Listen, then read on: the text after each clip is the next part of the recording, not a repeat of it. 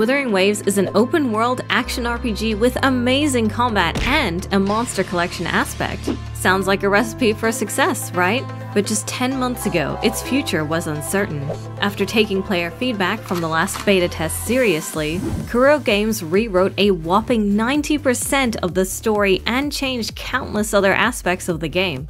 These are 22 of the ways that Wuthering Waves has improved in its second closed beta test. Beginning with one of my favorite features, an unsettling NPC will introduce you to the depths of Elusive Realm, a roguelike game mode that provides unique challenges as you pit one lone character against rooms of mobs and bosses. Before each run, you'll choose an echo to equip and can eventually unlock abilities only seen here, such as the ability to fully transform into your echo. You can even unlock echo-exclusive resonance skills that do massive damage. Every single character model and accompanying animations have been upgraded in a big way. We've got subtle eye movements, flowing hair, and okay, maybe it's not perfect yet. Rover is the main character of Wuthering Waves, and you can choose between the female or male version at the start of the game. Fortunately, she or he has a lot of personality now, and despite often being silent, even gets to speak during some cutscenes. Before I talk about the next character who hugely benefited from the rewrite, I want to talk about this video's sponsor. Awesome champions, intense PvE and PvP content, tactical upgrade systems. This game has all of these as well as 5 million monthly active users. Raid Shadow Legends is celebrating 5 years and they went crazy with the amount of giveaways for new players. You get bonuses worth $50 right from the start, like 500,000 silver, epic skill tomes, potions, and more. Plus, if you use my link or QR code on screen to download the game, you can use promo code FESTIVAL5 to get an epic champion and a bunch of other rewards. All of these features have been implemented in just the last few years, including recent additions like the Live Arena, Curse City, and a host of mythical champions who can use metamorph skills to transform between two forms. I'm low-key obsessed with Mesomel Luperfank because look at her! I just think all women should have giant, terrifying claws. Come find me under the name Lena Radio and we'll be legends together. Tap my link in the description and I'll see you on the battlefield. Since Rover has learned to be more independent, Yang Yang no longer needs to be Rover's constant companion in the story. Sometimes they split up. She's a competent character who will earn your respect through her actions, and I'm glad she feels like more than Rover's mouthpiece now. The environments are much more vibrant, in some areas. This is still a post-apocalyptic game, and when you play, you'll find many strange and uncanny places. The contrast between vibrant and spooky locations allows the latter to have a much bigger impact.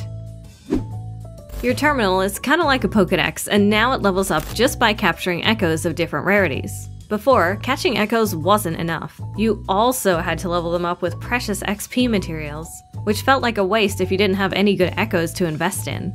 This new system really encourages the monster catching aspect of the game.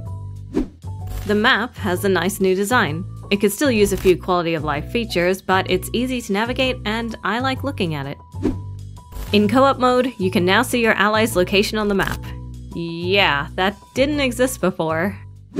Character quests used to be really boring, but now feature beautifully animated cutscenes and unique dungeons.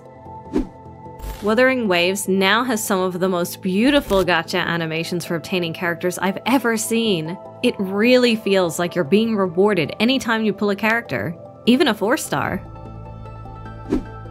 Localization has improved significantly. Some sections are rougher than others, but Kuro Games has already made it clear that it's in an unfinished state right now. Once the game has some more time to cook, I really believe it will have a solid localization. It's already better than PGR's, not that that's saying much. Echo skills have been reanimated and have a much bigger impact now. Although they can be pretty powerful, they're balanced by the fact that your character can still get hit while you use them, so you need to be tactical. It adds a nice element of risk versus reward. The villains are actually interesting now! Thank you, writing team, for rescuing them from mediocrity. When you meet Scar in the story, you'll understand. Tutorials are now plentiful in the game, but they don't feel obnoxious. Most of them are opt-in when a relevant situation arises. I was convinced the game never told me that immediately after evasion, you can basic attack to counter with huge damage. But it's actually in the description for extreme evasion. Vaguely. This is why you should read your skill descriptions, everyone. 5-star limited characters such as Jian and Yinlin debut alongside a signature weapon. Unlike the character banner, the weapon banner is 100% guaranteed to give you the advertised weapon when you reach the pity of 80 pulls. Morning Aches no longer has an extremely long death animation. It was bittersweet, but not after the 50th time you beat it. I love standing out in the rain, but I don't love that characters somehow stay dry and are unaffected by wind. One might say the weather leaves them unwithered. I'd wager polish like that will come when the game is fully released. This boss is no longer sequestered off in a random dungeon. What was once its old lair is just part of the overworld now. On your journey, you'll come across tacit discords with a red aura. These high-level enemies serve as one-time world bosses, and defeating them earns you a trophy and guarantees the highest rarity echo of that creature. Great for leveling your terminal. Dodge counters deal massive damage to them even at low levels, so you can take on the challenge anytime. Just don't get hit. Hologram battles are punishing fights that will test your ability to dodge and parry. Enemies gain extra mechanics as you ascend in difficulty. The boss fights in this game are excellently designed, and hologram battles are a perfect way to fully realize them. The old version of the main story used to involve traveling to each zone, solving each area's problems, and taking down the local boss. Formulaic, to say the least.